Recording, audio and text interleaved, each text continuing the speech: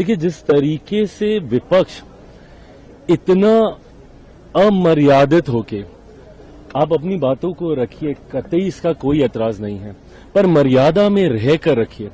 और मैं ये मानता हूं कि आप कड़े से कड़ा प्रहार भी मर्यादित भाषा में कर सकते हैं। इस्तेमाल कीजिए ना, देश की सबसे बड़ी पंचायत है, इस मंच का इस्तेमाल कीजिए। बोलिए अपने नेताओं को, अपने सांसदों को कि बड़ी से बड़ी, कड़वी से कड़वी बात रखें, पर मर्यादित होकर रखें।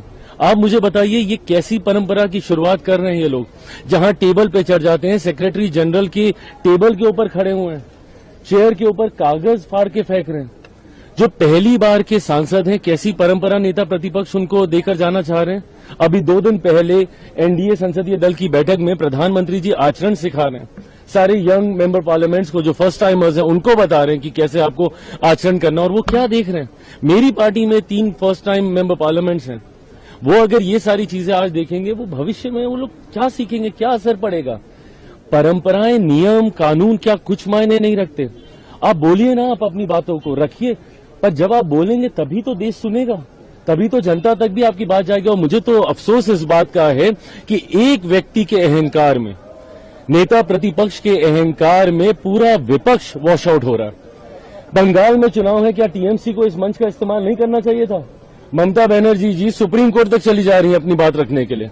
और यहां जहां देश की सबसे बड़ी पंचायत है, जहां से आप एक शब्द बोलेंगे वो एम्पलीफाई होकर पूरे देश, दुनिया तक वो जाएगा। क्या टीएमसी के नेताओं को इस मंच का इस्तेमाल नहीं करना चाहिए था? सपा को इस मंच का इस्तेमाल नहीं करना चाहिए था?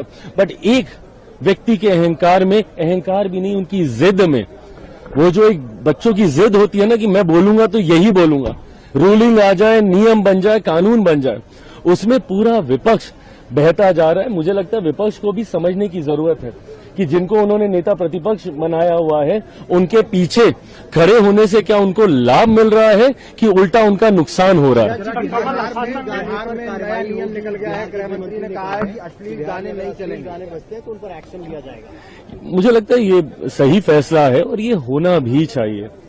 मैं बार बार बोल रहा हूं, भाषा की मर्यादा, भले वो संस्कृति से जुड़ी हुई हो, संबोधनों से जुड़ी हुई हो, हमेशा ऐसी रहनी चाहिए जो आने वाली पीढ़ी को कुछ सिखाए।